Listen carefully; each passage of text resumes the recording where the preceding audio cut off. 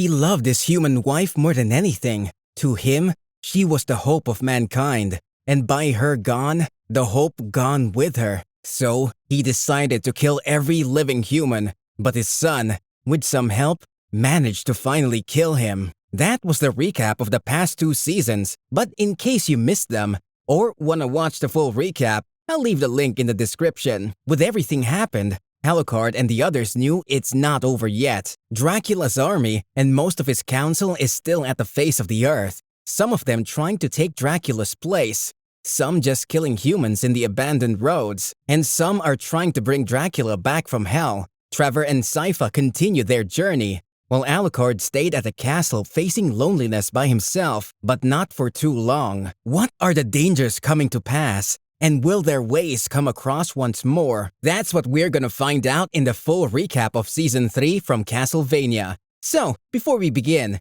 don't forget to like, subscribe, and turn on the notification bell. Some time passes, the lonely Alucard catches fish and makes dinner for himself. He becomes a little insane due to his loneliness, so he talks to dolls look like Trevor and Sypha, mockingly mimics their voices as they talk back. Meanwhile, Sypha and Trevor confidently lure monsters on their way. They let the demonic creatures get close and they finish them off. Before continuing the road, Trevor ties one of the demons to the wagon, so when they arrive to the next town, they'll look like useful travelers you can hire. Carmilla arrives at her castle. The first thing she did is complaining to Lenore and Striga about the chaos she endured the last 30 days. They were forced to walk most of the way as their horses were killed by humans in the first week. She continues listing the many dangers they faced. Humans fighting each other, night creatures gone mad, even vampire packs trying to set up kingdoms. Then she hands Hector over and ordered to throw him in a cell. In a small town, a man named Saint Germain haggles over the price of 2 apples when a wagon arrives, wondering who it could be. He notices the night creature being dragged behind the wagon and comments, well, this is new. As Isaac casually walks with a small army of night creatures behind him, he leaves them outside as he enters a shop run by an old blind man. A man recognizes Isaac as a forge master. Isaac explains that he's visiting because he heard the man possesses a large transmission mirror. However, the man reveals he sold that mirror years ago. Instead, he offers a distance mirror, which allows for remote viewing, but not teleportation. Isaac uses it to see Hector and pinpoints his location at Carmilla's castle. The blind man doesn't charge Isaac for the mirror. Outside, Isaac finds men with swords demanding he leave the city. He promises that he will leave as soon as he finds a ship. No, they say, and insist he leave immediately. Isaac calmly explains that he was spoiled by a single act of kindness in the city, so he attempted to be reasonable. But of course, these men only show him hate, and he will not make that mistake again. So the creatures feast on those men. At the port, a board ship captain awaits their next trip. The captain is uninterested in where they're going, but at least they go somewhere. He grins at the arrival of a strange man leading a horde of night creatures. My friends and I need a ship to take us to Genoa, Isaac says. The man gestures to his ship, and Isaac suggests he may take it. You surely could. But the captain suggests who would sail the ship. The captain offers he and his crew will transport Isaac for some coins, with the promise his men won't be harmed. At Carmilla's castle, she lays out a plan for her sisters. To their east, there's 800 miles of territory fractured by Dracula's war. They will take it and enclose it, turning it into a large pen for human livestock. It will take an army, but Hector, the Forge Master, can create one for them. However, Morena reminds them that Hector will have no interest in helping Carmilla, especially after the way she's treated him. Striga adds that night creatures are loyal to their Forge Masters. They might just be giving Hector the chance to make his own army. Lenore interrupts with promise that she will handle it. In Lindenfeld, Saint Germain excitedly approaches Trevor and quickly points out he recognizes Belmont mark. He explains that he knew Trevor's family and wonders what brought him to Lindenfeld. Belmont provides no answers. Then Saint Germain walks over to the monks and asks if they've given more thought to his request to enter the priory and repair their damaged books. Finally, the monk grants Saint Germain limited access to the priory. In the wilderness by the castle, Alucard senses 2 hunters. He quickly disarms them before they cause any harm. He pins one of them to the ground. She quickly explains they were not hunting him. The man was going to cover her, while she comes out to talk to Alucard. The man runs over to join them, and they explain they've come a long way to find Alucard. They introduce themselves as Sumi and Taka. They were going after a vampire named Cho. They were slaves to her in Japan, and when she left to join Dracula, they were able to escape. If Cho was with Dracula in the castle, Alucard suggests she likely died. Sumi and Taka point out there are other vampires in Japan, and they need more knowledge to fight them. Sumi asks if Alucard will teach them. He warns them it will be difficult, but they insisted. He looks to the sky and thinks out loud that his mother would approve of him passing down the collective knowledge he possesses. Alucard agrees to train them. In Lindenfeld, Sypha is growing bored, so they decide to leave town. Suddenly, they find the judge behind them, and he asks them to accompany him for tea at his home. Then, the judge demands to know who exactly they are.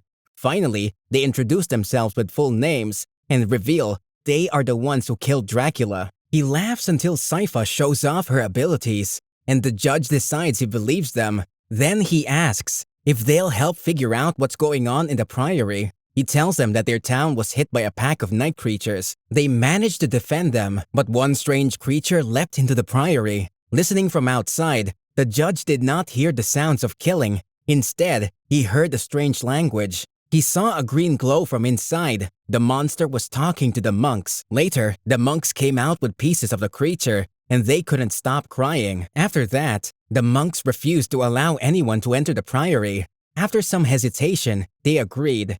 At Carmilla's castle, Lenore visits Hector and shows him kindness, telling the guard to leave before she kills him for treating Hector so poorly. Hector accuses Lenore of putting on a show, so he'll think she's sympathetic. She introduces herself as Lenore, the diplomat among the four sisters.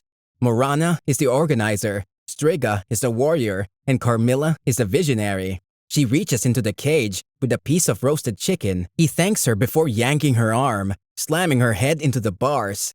Lenore turns into a cloud of bats, easily escaping his hand. She retakes vampire form, kicks him, then throws him against the wall. Saint Germain walks past staring monks and into the priory. Inside, the monks bring him a pile of books, saying he can start his work there, but before leaving, he makes Saint Germain promise not to explore anything beyond this hall. Outside, Sypha and Trevor try to ask one of the monks some questions. They are quickly surrounded and told to leave. Before they do, they notice the symbol on their armbands. At Carmilla's castle, Lenore visits Hector again. He asks her to drop the nice act. He's only alive because Carmilla wants a forge master. Isaac got down from the captain's ship. He's immediately met with hostile men trying to protect their city. Isaac attempts diplomacy, but met only with fear and demands. So his night creatures slaughter the men and give him fresh material to make more creatures. Outside Lindenfeld, Trevor bumps into the judge. On the walk back, the judge notices a symbol scratched on the town's gate. Inside the priory, Saint Germain makes his way through some of the books. When he notices the monks leave and he's left alone, Saint Germain wastes no time. He extracts a small jewel from his bag, holds it up till it shines with bright colors. It's here, he says. He walks through the priory, and the jewel seems to guide him to a stairway leading to the basement. He places a foot. The monk appears in front of him. Saint Germain apologizes, leaves, and runs into Sypha. She notices that he's a magician. Saint Germain quickly turns away from her, saying he prefers not to discuss it. He does not want the people in town knowing what he's really capable of. Sypha stops him and asks him to move aside as she spots a strange symbol scratched into the wall behind him. She observes that it's the alchemical sign for Saturn. Trevor appears and notices the symbol as the same one he saw earlier with the judge. When Saint Germain continues to play coy about exactly what he's searching for, Trevor insists he joined him for a drink. At Alucard's castle, he begins training Sumi and Taka. Sumi complains she can't get close due to his long sword, and he warns you should never get close to a vampire. Eventually, the fighting devolves into playful attacks, ending with the three of them laughing. At the tavern, Saint Germain asks if they ever heard of the Infinite Corridor. Simply, it's a gate to other worlds, and some say it's a gate for different levels of hell. Saint Germain was looking for the gate because he lost someone in there, and he believes it's under the priory. That made them more suspicious. The infinite gate in the same priory that it may or may not have a night creature in their basement. Lenore managed to get closer to Hector, asked him what he wants now after she got him some clothes. A walk, he says. She agreed, but on one condition, to put a leash on him, to which he unhappily agrees. When he got back to his cell, he found a chair, table, and some books. Trevor and Sypha were talking about the help Saint Germain needs, while one of the monks, scratching the same symbols they saw before on their cabin. Sumi and Taka got bored with all the combat training, so Alucard took them to the Belmont's house to share the knowledge they gathered over the years. Isaac reached an abandoned town that just has one witch as a civilian. She told him about the magician who controlled people's minds and using them to build his castle. The witch knew he's a forge master and comments that the people will thank him if he turned them into night creatures. Trevor and Sypha was following some of the monks while they scratched the same symbol on every house. The Belmont beats them up and took one of them to the judge to interrogate him. Saint Germain finally managed to go to the basement to see the gate, but instead, he found an old, rotten place full with symbols and blood. In the end, a living crossed night creature. At Alucard's castle, Taka tells Sumi he believes Alucard is holding things back from them. They also believe Alucard is punishing himself for killing his father. He stays at the lonely castle because it's as close as he can get to death, and they agree they should do something for him. At the judge's house, Trevor interrogates the monk for information. He reveals that the visitors spoke to them in their minds, shared a plan to bring hell to their earth.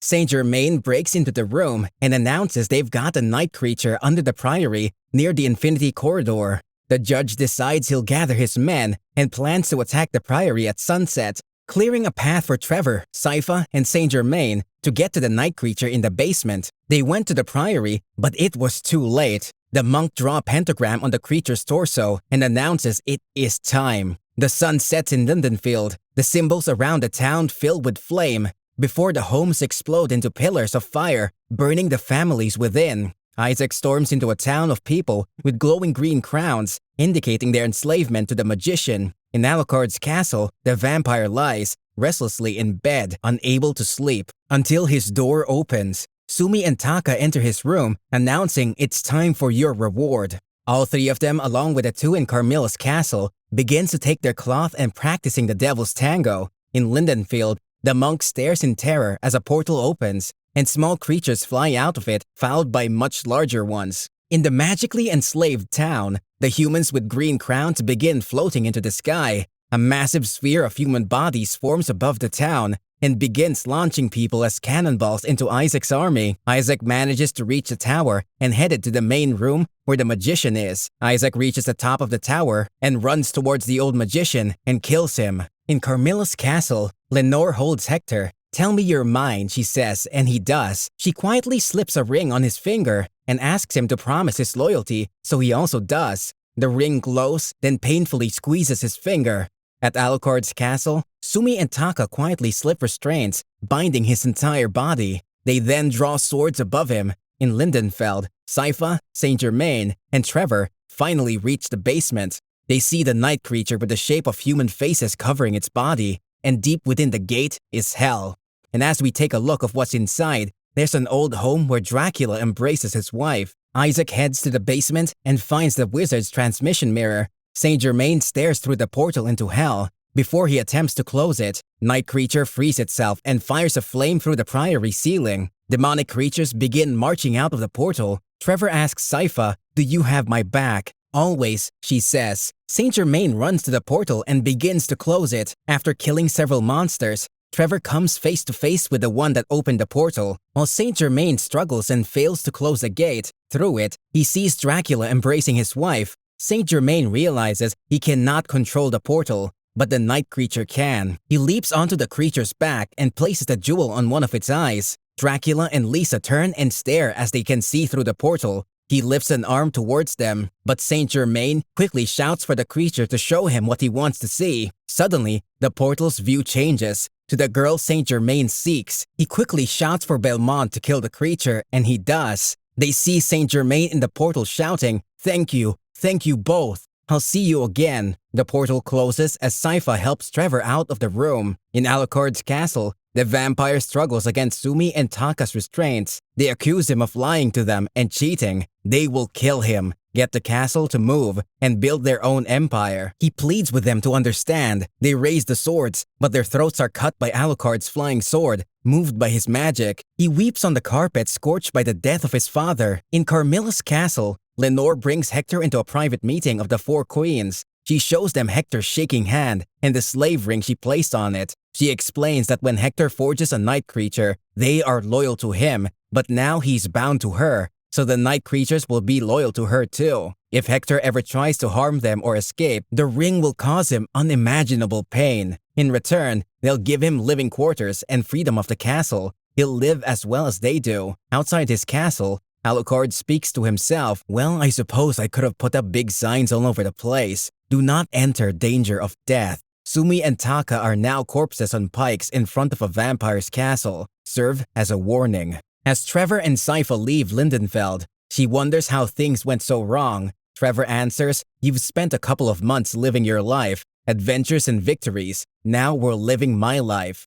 But it's not over yet, because Dracula is still alive in hell. And that's where the season ends. If you liked the video, don't forget to like, subscribe, and turn on the notification bell. Thanks for watching. See you soon, and goodbye.